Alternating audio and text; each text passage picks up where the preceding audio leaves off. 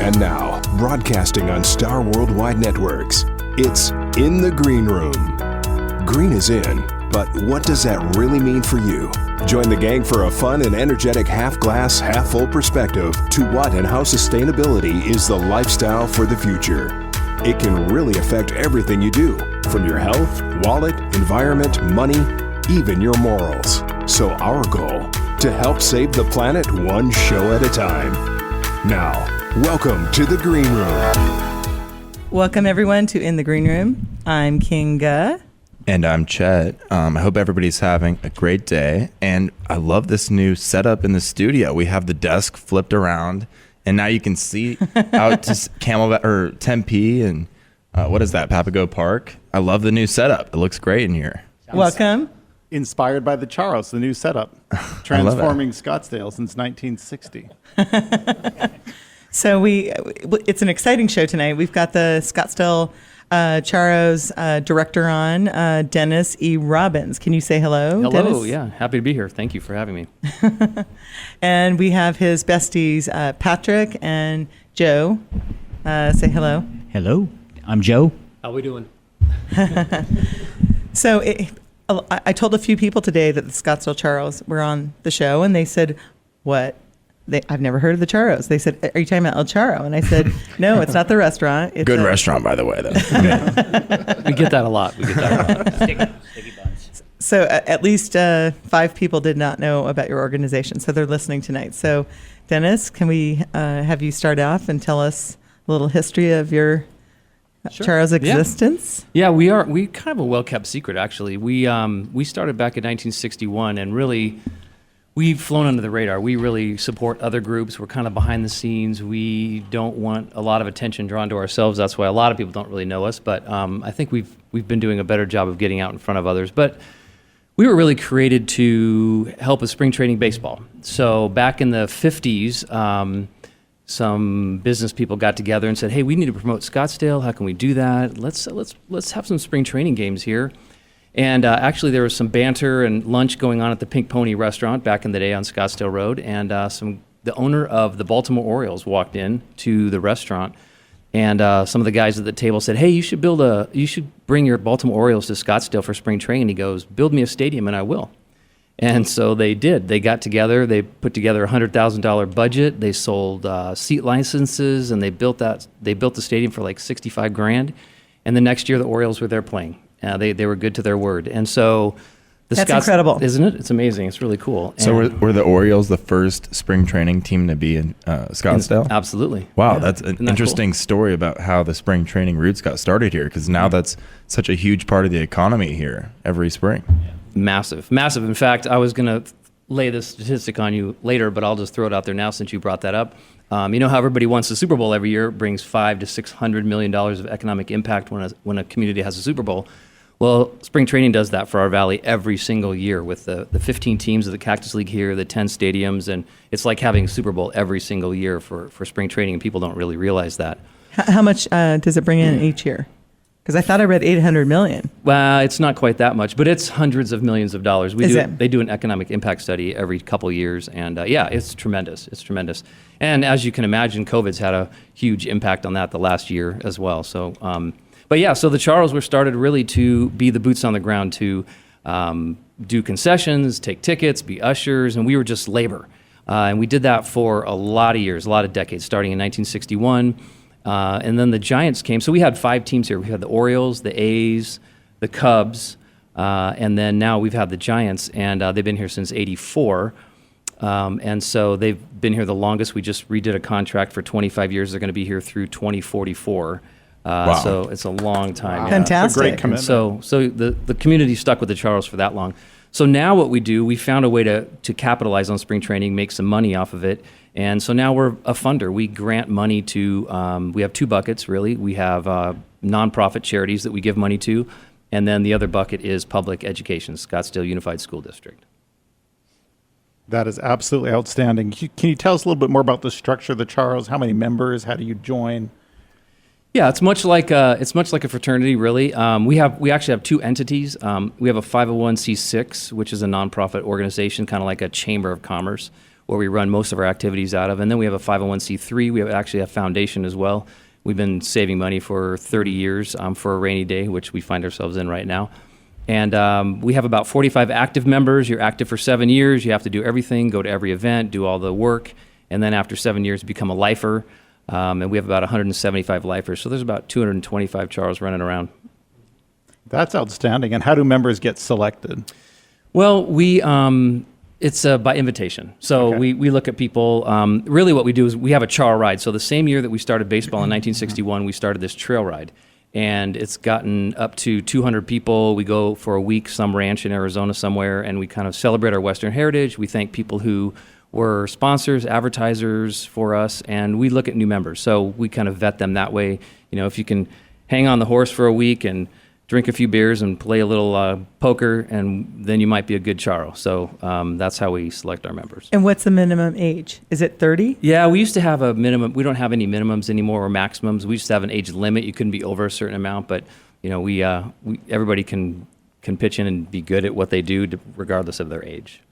So could we go into a little more detail about the nonprofit charities that you guys donate to? Because here in the green room, we love to talk about, charity work and donating and all that kind of stuff. Because we're here saving the planet. Absolutely. One show at a time. Yeah. That's our little catchphrase. Yeah, I love it. I love it. So interestingly, some of the early charities that we supported, once we got involved in baseball, we brought in the Boys and Girls Club, and they volunteered for a number of years in the concession stands at the stadium. So we started giving them money. The hospital auxiliary was also volunteering, parking cars and doing other things, so we started giving them money. And so now we're up to, we have a whole grant process where people apply for the funds that we give out. And we usually get about 100 applications, and we usually can fund about 50 different charities. So this past year we funded 50 different charities in Scottsdale, from the Boys and Girls Club all the way down to a really cool new one this year was called Wigged Out, which is a small nonprofit that finds wigs for kids that have cancer and they're going through chemotherapy. And Wow. I mean, the stories that you read are incredible. And the ones that we can't fund are heartbreaking because we never have enough money. There's always more need than there are dollars. And so it's hard to say no to some people, some organizations, but we just do as best we can. So basically, if you go to Giants spring training games, get as sloshed as possible because it's going to a good cause, right? Yeah, Absolutely. So you can guilt-free go drink like 10 beers, and it's going to a good cause. So why not? So the Charros have a little bar, if you will. I've been there several times. Does that cost more? And does that raise more money? How does that work? So how we work, we have a VIP section in right field called the Charo Lodge, and it seats about 700 people. You buy a ticket, you get into the stadium, you get into the Charo Lodge, and then your food and drink is included. We have patio-style seating, so it's very comfortable, and you have a great view. We're right behind the bullpen of the Giants. Most people that come don't watch. I mean, have you ever been to the Phoenix Open? Do you actually watch golf? No, it's very similar. So you go, you have a good time, and you're supporting good causes, as you say, in the process. So Chet, do you remember going to the Charo Lodge? Yes, it was like Lodge. two or 3 years ago, I think it was. Yeah, Yes. it was a great time. Yeah, so it's fun. So Charros literally means gentleman rider. Correct. So hence the horse theme and the gentlemanly work. I mean, I'm getting visions of Zorro by listening to your stories, but gentleman rider is officially what Charros means. And it's interesting that you're the chairman, Dennis, because you seem exceedingly well qualified. Pepperdine Law grad, city council for Scottsdale. 2 terms. 2 separate terms, almost a decade apart, which is particularly interesting. And then elected to the Scottsdale Hall of Fame. Yep. Scottsdale awesome. Hall of Fame. That's a big deal. Yay. When did they elect you to the Hall of Fame? Well, pre-COVID, and then COVID hit, and they canceled that one, and now I think they're canceling the second one. So there's a group of us that have been selected but not inducted because nobody can get together for the darn meeting or the event. So yeah, it'll happen here pretty quick. Well, that's good because then the green room wants to come and cheer you on. Well, there you go. And it's just like a perpetual. You're always waiting for it to happen. So that's good. That's so exciting. So, And what inspired you to lead the Charros, having been one now to lead them? So I grew up here in Scottsdale. I grew up across the street from Herb Drinkwater, the mayor that was here for 4 terms, and kind of public service was ingrained in me. I just always knew that I was going to give back somehow. And actually, my father was a Charo as well, so I I saw it through his eyes and his work, and they were small and mighty back then, but we've really grown into a much bigger organization. But I just always knew public service was a part of who I am and what I do. I love my community, and so this is just another way to serve my community. Being on city council is one way, and being a volunteer for the Charros is another way. And thankfully, I get to lead the organization full time now. As the director. Yeah, Dennis was. We went to high school together. Introduce yourself, Joe. Yeah, this is Joe Lamontia, and who are you? Joe Lamontia. Aren't you best friends? Well, yeah, we're good friends. We date way back to high school and beyond. Grade school. But Dennis was always a leader in high school as well. So he was on student government and city, all the, track star, football star. So, but he's always been a leader since I've known him. Joe. I love it. I love it. And Patrick, how do you fit into this crew?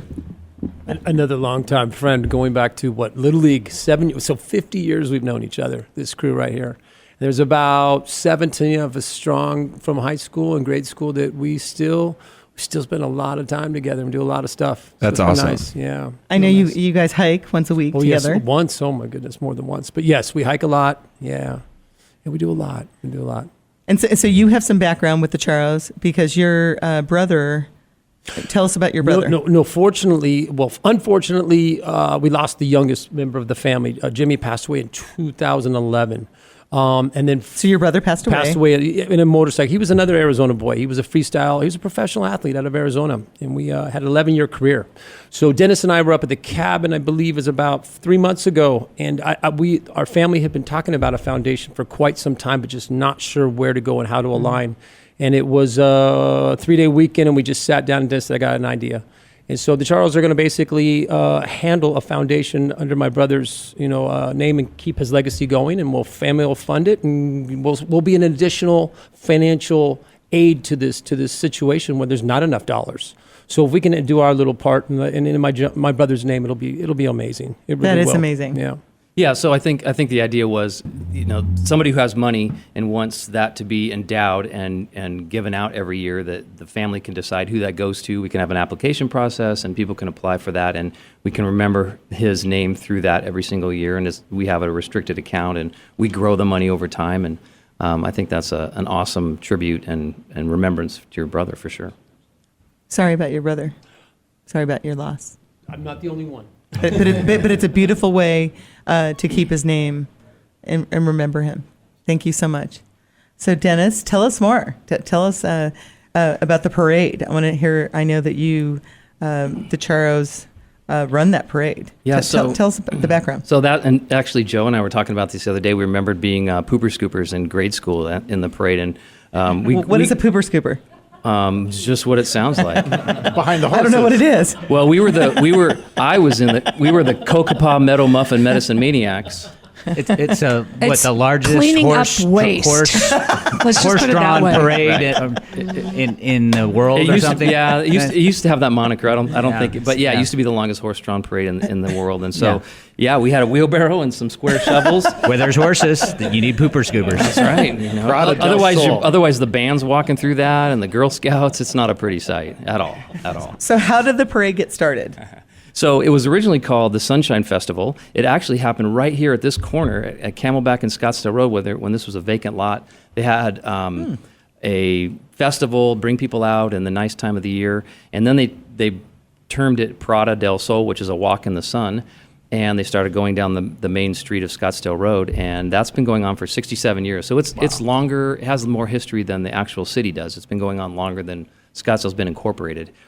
So we have a good history with that. A lot of our older members were back Parada bosses. The JCs used to run it forever, and then the JCs went away, and so just a group of citizens has been running it the last 5 to 8 years, and they were looking for someone to take it over. And so actually the city came to us and said, "Hey, Charros, would you guys consider taking over the Prada del Sol?" We said, "Yeah, we'd look at it."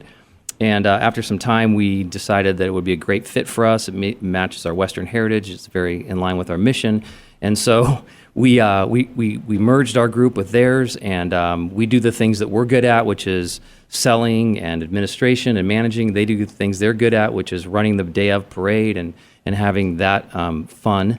And then we promptly canceled it in 2021 because of COVID, which was very unfortunate. But it'll be back for stronger in 22.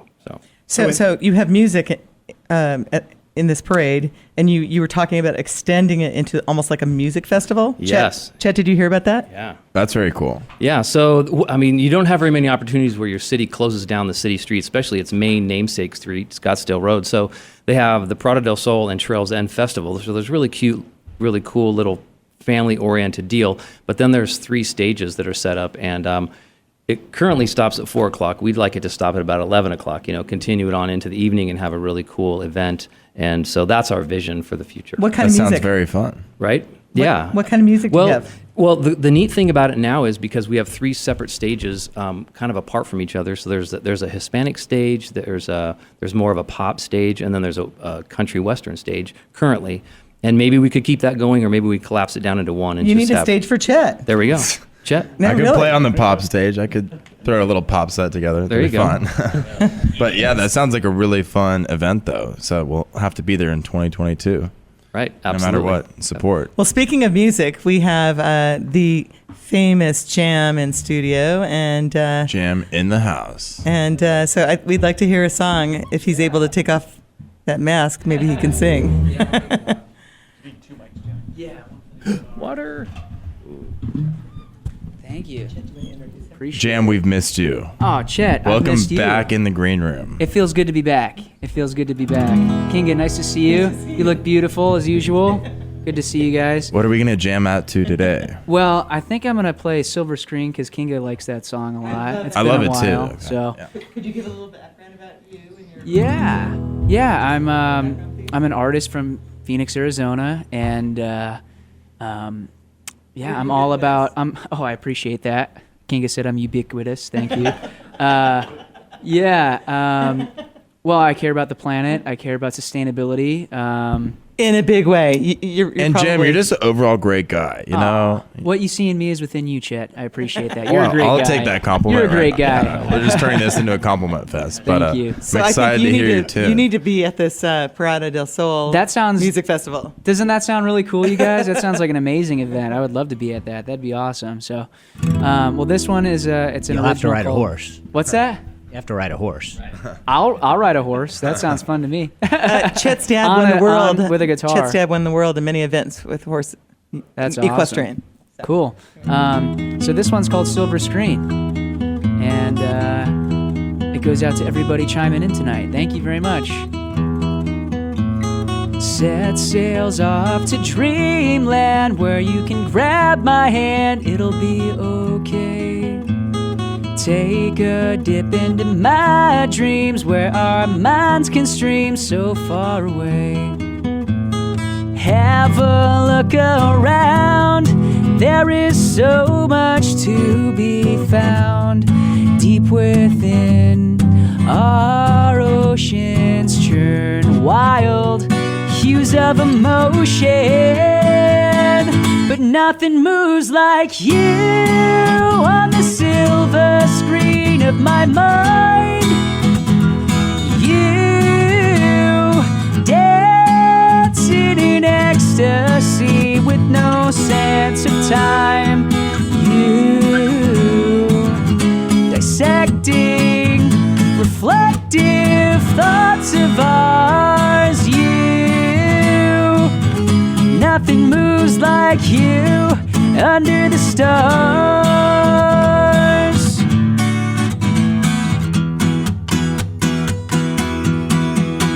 The more I move towards you, the less you seem to come my way. Twisted up in fantasy, pleasure to deceive leaves me astray. Have a look around, there is so much to be found deep within. Our oceans churn wild hues of emotion, but nothing moves like you on the silver screen of my mind. You dancing in ecstasy with no sense sense of time. You dissecting reflective thoughts of ours. You, nothing moves like you under the stars.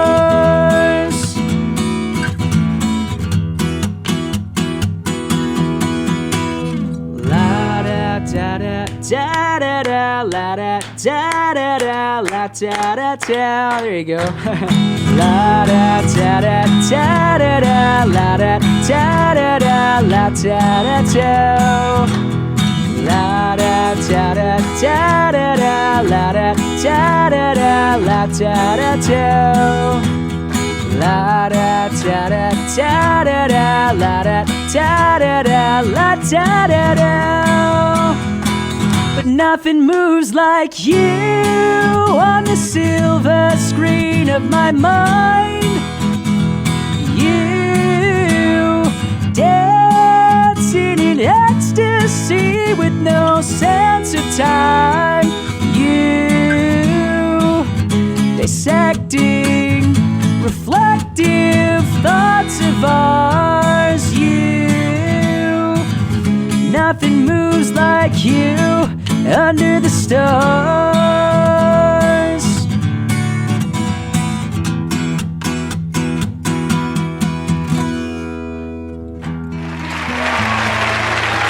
Thank you.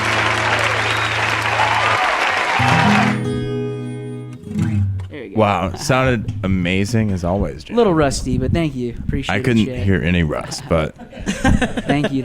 One of my favorite songs. Aw, thank you for having me on the show. It's good to be back. Are you still doing that recording over with Jack Johnson? Yeah, we have to finish some stuff up. Actually, I was just in Chicago, and I was out there for some family stuff, and I ended up recording at this studio called Gravity Studios, some new music. That's exciting. That'll be coming Sweet. out at the end of this month. Oh. So Is Clarity one of the songs? that one's released, so if you want to listen to Clarity on Spotify or iTunes or any of that stuff, you can just type in Jam Now on all of your favorite streaming platforms. He recorded that with Summer.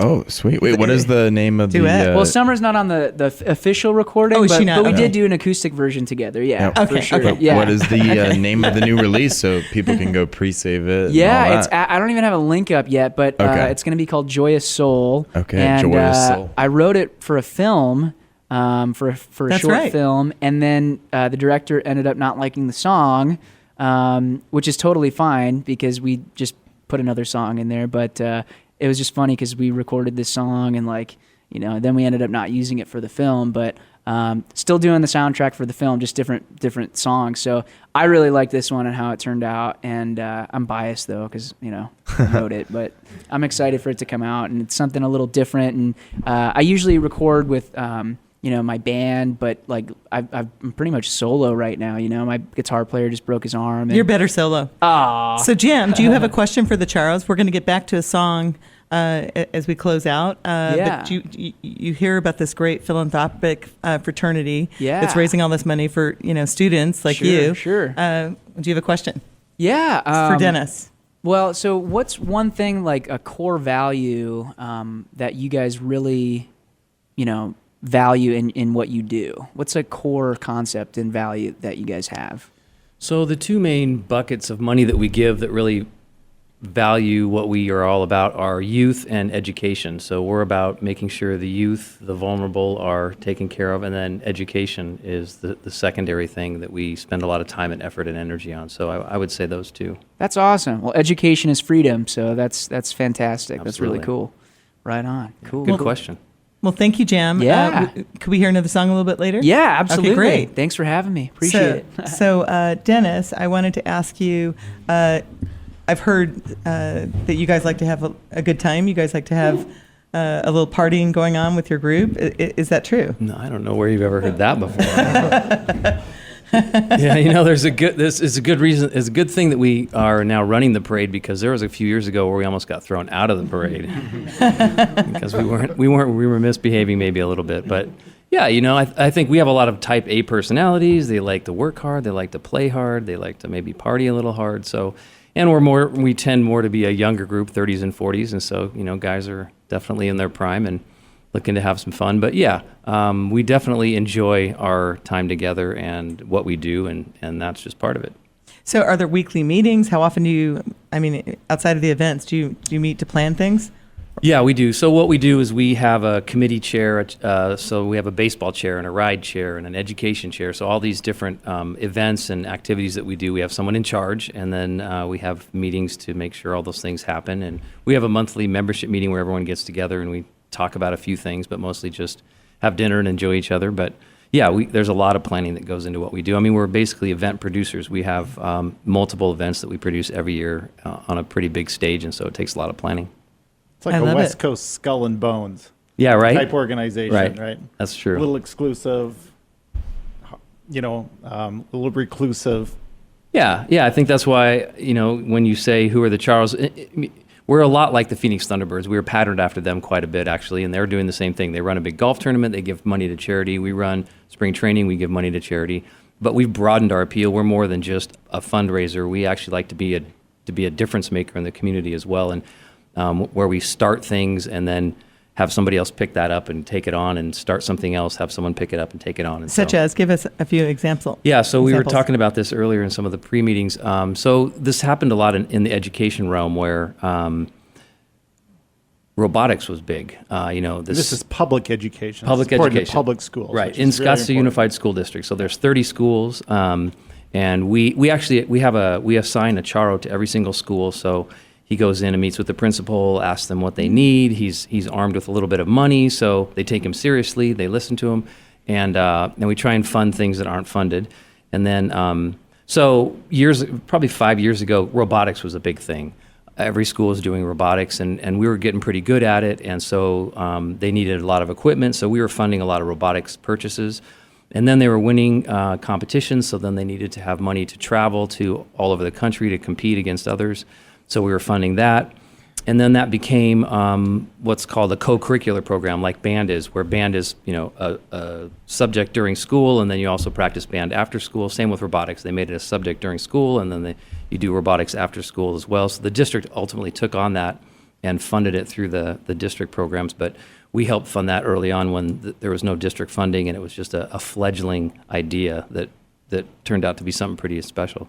So the significance of going co-curricular, I'm envisioning this is more after hours now, so that it's more staffing requirements. The facility needs to be open longer.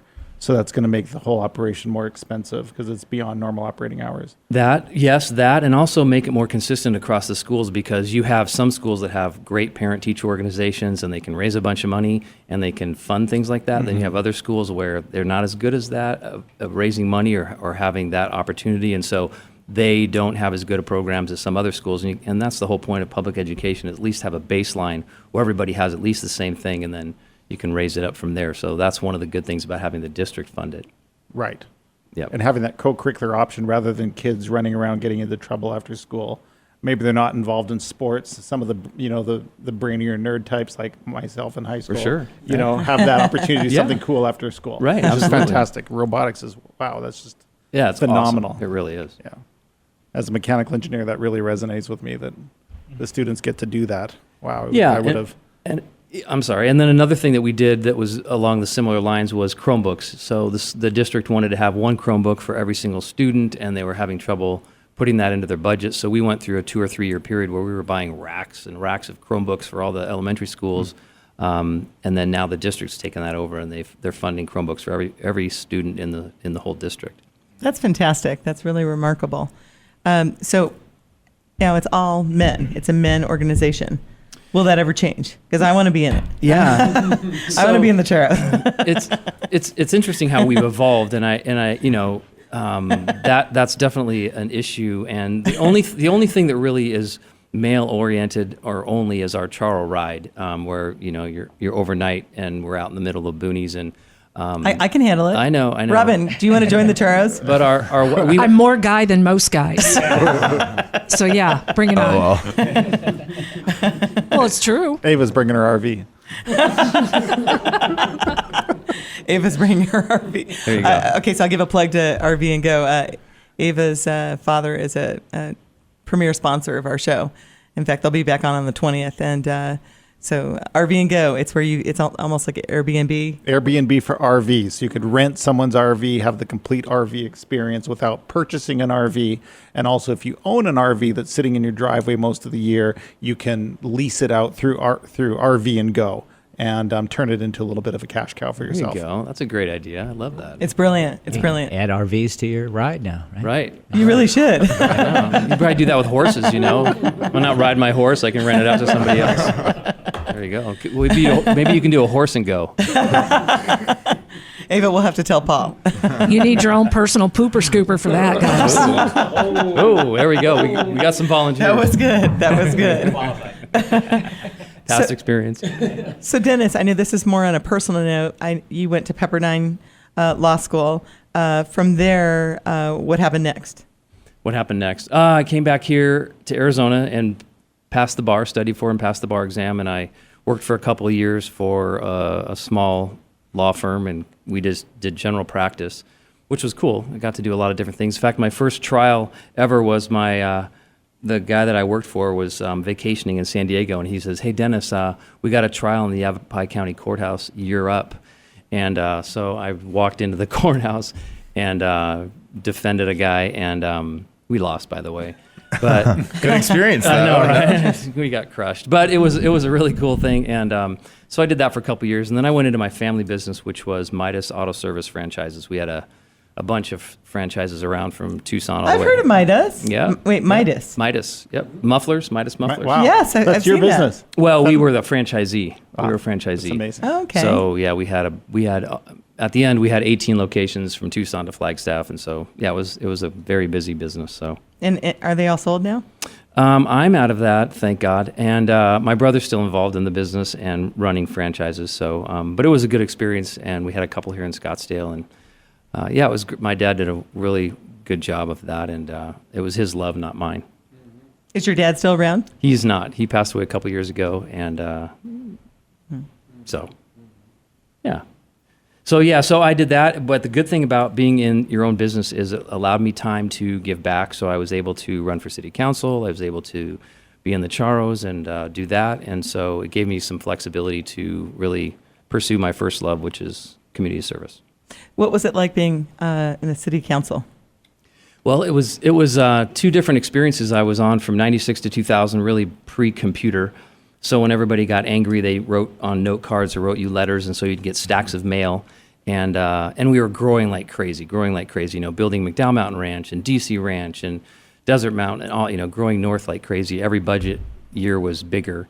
And so it was fast and furious. And then I took 10 years off, and I ran again in 2010, and we had computers and email. And so instead of, you know, mail, you got email threats from people. And we were ready. Threats? Well, you know. So people get upset with you? Oh, sure. Yeah. Really? Like, give us a... You can never give us make out. well, the biggest threats were big zoning battles. People were always really upset about you zoning that vacant lot across the street from them that they didn't own, but they thought they controlled. And they don't want their views to change or anything to happen around their neighborhood. And so the zone, even today, when people try and build something downtown here, it's a massive battle because people don't like change very much. But that aside, it was a great experience, you know, going through the budgeting process and working with staff and a lot of great citizens. And of course, it's a wonderful community. So there's a lot of good parts to it. And I learned a lot, for sure. And back to education, you said the Yeah. emphasis has kind of changed from buying things and stuff for the schools to what you were calling social emotional learning, and how that had become particularly important in the COVID era. Yeah, good question. So, as I mentioned before, in the past, we were always buying things, you know, robotics equipment or Chromebooks or other things that school districts didn't have or schools didn't have. And then we sat down every year and talked with the district and the teachers and said, you know, we just want to make sure we're spending appropriately and wisely, and we don't want to buy things you don't need. And so we had a sit down about a year ago, and it was amazing how everything had changed dramatically. They didn't want any more things. They said, you know, our kids are really hurting. This is actually pre-COVID, and it's far worse now, where the kids were just hurting, and they couldn't learn because they had all these barriers and they had all these anxieties, and social media and bullying and all those kinds of things you hear about are real.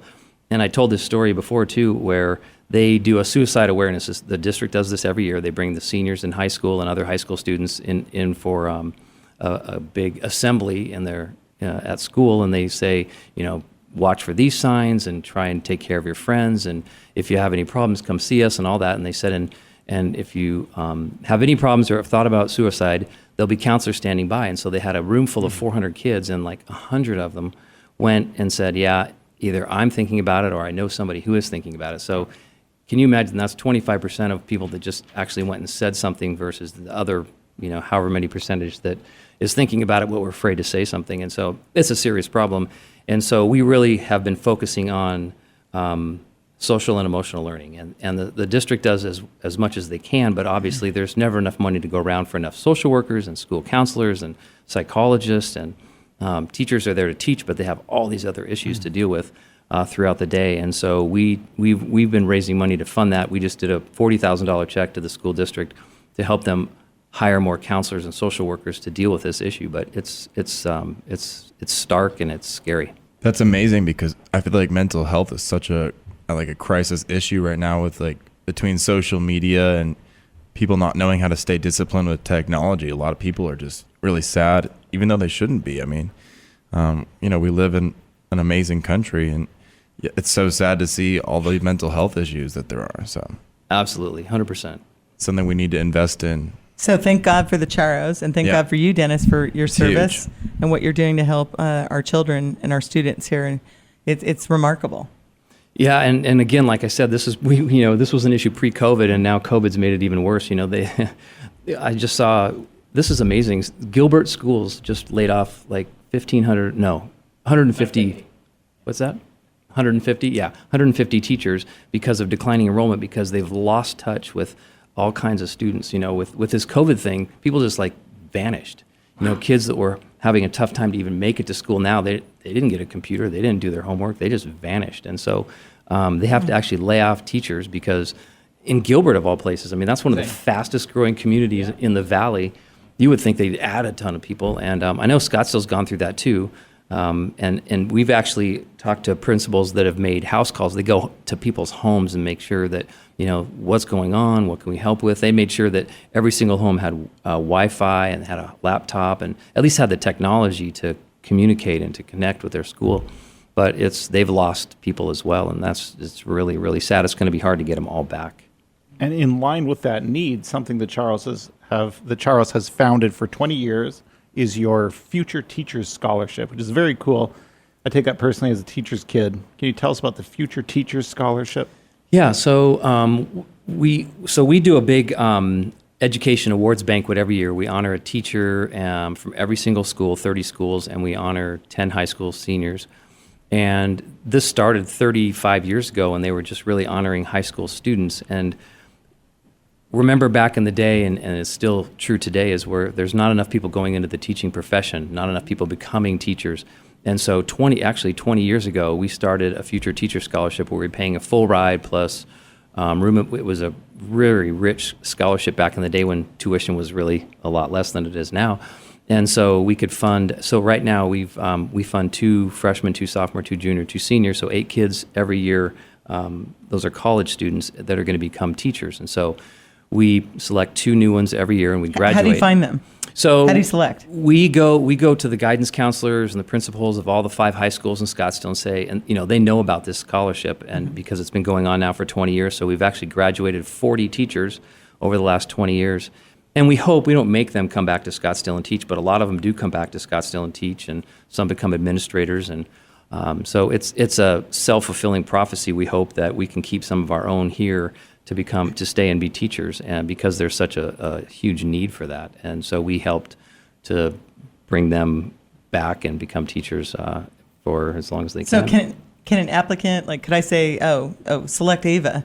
I think she wants to be. I think she wants to go into law. I don't think she wants to be a teacher, but maybe she'll change her mind. So can we recommend somebody to you, or does it only work through you going to the schools and counselors and all that? So we accept applications from any senior in a Scottsdale high school. So we have 5 high schools, and that's there's about 500 kids per class, so that's about 2,500 kids that we have, and as possibilities. We also have a scholarship similar to that to Scottsdale Community College. We try and get kids into the community college as well. Maybe Jan wants to be a teacher. There you go. Jan, come back over.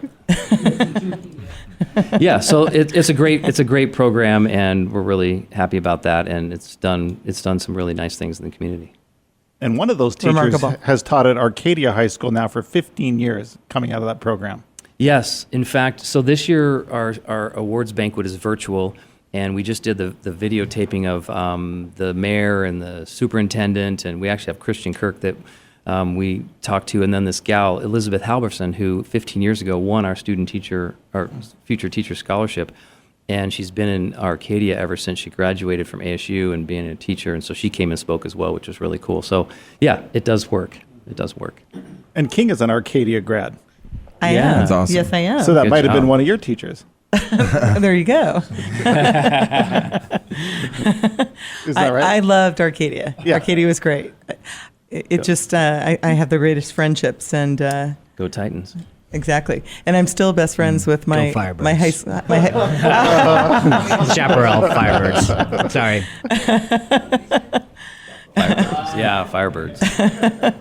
It was a very fun school. We I can say this now in front of Chet since he's older, but we would go off campus at lunchtime and have some fun. That happens at every high school. Okay? That's not something special. Yeah. You don't think your son did that too?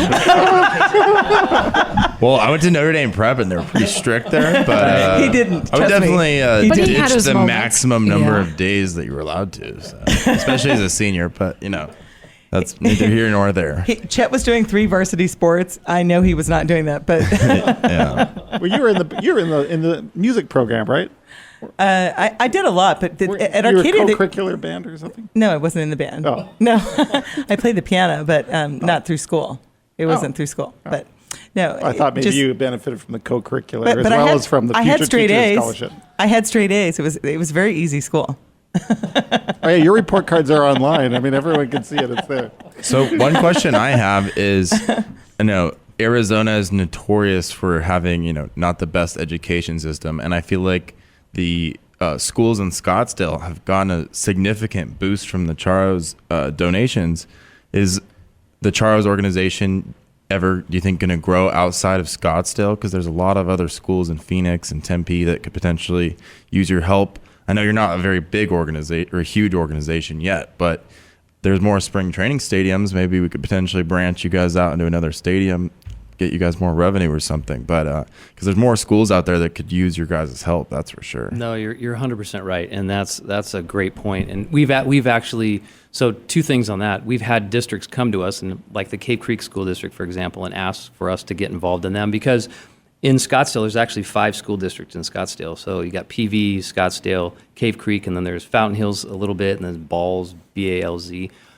So there's actually 5 that touch the city of Scottsdale. So we've talked about that, and then you just get, right now we're able to go deep, and that's going wide, obviously, and so it gets down to dollars and how much you can raise, and we don't want to spread ourselves too thin, and yet, like you said, there's definitely the need, and we see that, and we've had past mayors ask us, well, why don't you, we have other school districts in Scottsdale, why don't you support them? And we've been around long enough to where really the only Scottsdale district was Scottsdale back in the day, and things now have grown all together. So it's more historical than anything, but it's also trying to protect our brand and not to spread ourselves too thin. But it's a great question because certainly we do have one interesting thing that we're doing is the license plates that you see in town, all the different license plates. Yeah. So we're at the very final stages of getting an education license plate, and it's not going to say Charros on it, but it's going to say support Arizona education on there with a really cool design, and hopefully we can try and sell it statewide. And the organizations make $17 on each one of those plates. So when you buy a $25 plate, $8 goes to the state, but $17 goes to the organization. To the Charros? Uh-huh. Wow. Super And cool. That's a big deal. So there's some, there's what's the biggest one? I think it's the law enforcement one makes like $700,000 or $800,000 a year off their license. How can we plates. get one? Wow. Well, yeah. Once it's approved, I'll let you know. But they're going to be really sweet. It's going to be a really cool license plate. So we hope people buy it because it's education, because it looks good, and then ultimately because it helps education. Well, you'll have to keep coming back on and letting us know what's going on. Right? Absolutely. But Chet, that was a great question. What about that music festival you're going to be starting? Maybe you can collaborate with Dennis here. Yeah, maybe get some of those profits to charity. That'd be a great idea. So it'd be something to think about moving forward. But yeah, I just know that Arizona's schools, they get roasted nationally because, I don't know, we're just a little bit behind the pack. So it just shows how important the work that the Charros is doing, because our schools really need the help. I think you turned out. Well, yeah, I went to a private school. I was really lucky, okay? I didn't go to I went to a school that gave me an advantage, so I acknowledge that and I appreciate it. So. Oh, thank you. But speaking of need, there is another little-known organization that we've wondered about, the Thunderbirds, and how they compare to you. It's a competitor. I don't know if he wants to talk about that. Well, we don't know much about them, and we didn't know much about you, but now that we're learning, right. And I think everyone might have that question. Well, they're very similar to us. And like I said, their main focus, they're very laser focused on the open. And they really started, in fact, they used to ask us for money. We used to fund them a little small amount, say 30 years ago. But once they moved the golf tournament from Phoenix Country Club to the TPC, it just ballooned and took off. And so, they make $10 to $12 million a year and give that back to charity. And we give about $1 million a year. So we're quite a bit smaller, but obviously we're effective in Scottsdale, and they're valley-wide. So we focus more on operations and things, and they fund big capital projects, and they do an amazing job of funding a lot of charities in Arizona. And so we're lucky to have them, for sure. Cool. That's very interesting. Yep. So, Chet, I want to see you get involved in one of these, either the Thunderbirds or the Charros. Your dad was actually invited to the Thunderbirds, but he turned him down because he... Well, I would definitely be interested in helping with, community service or raising money for education. Those are amazing causes. So. Well, because I was talking to your dad 2 days ago, and he said, well, I'd rather see Chet partying and making a difference than just partying to just party. There you go. Party with a purpose. Party with a purpose. Well, I mean, when I'm performing, I party to make money. There you go.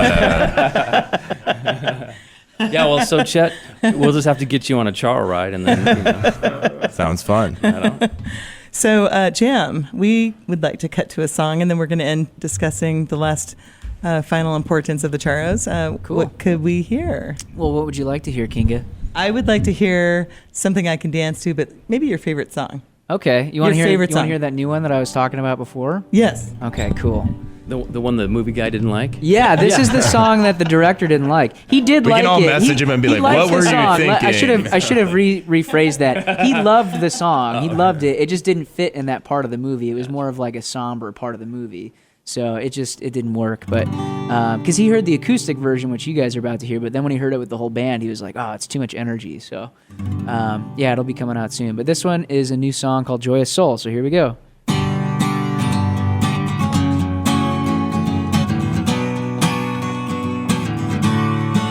Joyous soul, whoa, joyous soul in you, joyous soul in me, joyous soul, whoa, joyous soul in you, joyous soul in me, joyous soul. Ooh, you were praying for divine intervention and mentioned heaven's intention, sometimes reckless. It always ends in a blessing. We were kids on the scene, orange cream skies as we're living the dream. Sunsets seem to be reminding me of all our memories. Tie-dye clothes, marquee shows, spirit knows where to go. Set you free, let it be peace, love, harmony. What you think you become, singing oceans above. Let the waves wash away any pain in your day. Joyous soul, whoa, Joyous soul in you, joyous soul in me, joyous soul. Whoa, joyous soul in you, joyous soul in me, joyous soul. Ooh, every time you share your light, you bring the best out in everything. Even though you're gone, there is still a dawn guiding me.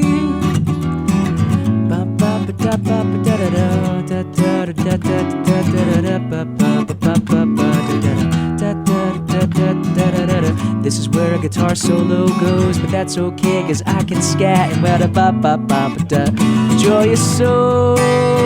Whoa. Joyous soul in you, joyous soul in me, joyous soul. Whoa, joyous soul in you, joyous soul in me, joyous soul. Ooh.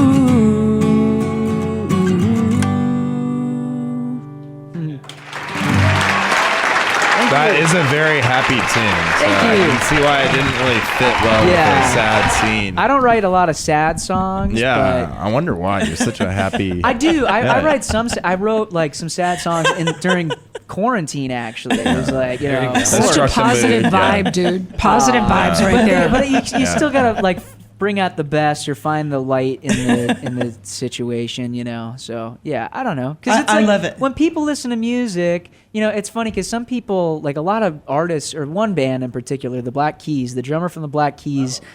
Yeah, what did you say? You said you met him? I love that band too. Oh, you love him. Yeah, I love the Black Keys. But I'll never forget, he was on Joe Rogan's podcast, and he was like, man, anybody that like writes only positive music, I don't trust. And I'm like, I don't like write strictly positive music. Some people are happier than you, man. Come on. But here's the thing. It's like, I like to write uplifting music to uplift people. You know what I mean? Like, I'll write some somber songs because that's a human emotion. Like, you're going to write what you feel and you write what you know. But I would hope that the majority of the stuff that I bring into the world is something that's positive, that brings a good energy into the lives of others. And I love that about your music. Thank I love you. I every time appreciate I it. put one of your Exudes tunes on, it just puts a smile peace on and my love. face. Jam, Thank you you. shine Peace and love. you shine the light on the darkness. That's what. That's Well, right, that's the that's right. intention. Yes. So we need to get back So- to Dennis. I want to thank you, Jam, for Thank being you here. for having And me. that happy We have music, 3 that's what minutes people left. want to hear at festivals So and stuff. thank you, Nobody Jam. wants to be like Thank you, jamming guys. out to some Appreciate sad you. tunes. Next time on so. Mechanical Bull, then you Thank can you, join the Jam. show. Yeah, there we go. I think I need to We write a love you, death metal Jam. song. That'll be next. No. So we want to close out. We only have a couple minutes left. We want to ask Dennis, what are your new events coming up? Yes, thanks. So this is somewhat COVID related because spring training was cut short last year and it was curtailed this year because of the capacity. So we started a new golf event this year called the Charo Invitational. It's going to be out at Greyhawk on May 7th. We have 216 players. We're going to Charoize it, so there's going to be horses there on the course. We have a fire-breathing horse that one of our Charos made that you'll see at the end. We have Gary McCord is going to be the guy out on it. We're having a dry heave contest, a hole-in-one contest afterwards. So it's going to be really cool. So that's on May 7th. You can go online and sign up for that. So, and also don't forget your Can we all go? Yeah, everybody Yay. can go. And then the last thing that we do that we raise a decent amount of money on is your tax credits. You can divert tax credits in Arizona. There's 5 different programs. We collect on 3 of them and give 100%. So we collect for the public charities, for the foster care charity, and for the school, the public school charity. We can collect up to $2,200 per married couple, and then we 100% give that to the charities of your choosing. So we are good at twisting people's arm and saying, hey, instead of giving it to Arizona, give it to a charity, and we'll make sure it gets there. I love it. Okay, so in closing, what is your mission statement? Mission. So we promote the city of Scottsdale through youth and sports and education. And again, we were originally just trying to get people here and spend money, and we turned into a positive, charity-driven organization that really raises money and gives back. I love it. And you're going to continue to grow. We are. Chet, do you have any last question? Doc, do you have any last questions? Well, I don't think we have time for any more questions, but I was just going to say thank you for everything you guys do. And anybody that's listening, you should definitely think about doing the tax credit program and donating to the Charros. It's a great cause. Yeah, So- when you think you're good, then do it on horseback, right? That's right. Chet, have you ever been on a horse? Yeah, it's been a couple of years, but Because your dad won the world. You should be good. Yeah, I'm not as good as he is. I spend more time on the basketball court, but I still love it though. It's still a good time. You still play horse on the basketball court. It's like when the medical students come into the cath lab, we're like, yeah, the heart's beating in this room, So thank you so much, Scottsdale Charros, Thank Dennis you. Robbins, Joe, Patrick, Jam Now. Thank you. And how can people find your Instagram? Jam Now. Find Go him on listen to his Instagram music on Spotify and iTunes, everywhere else. and YouTube. Saving the planet, One show at a time.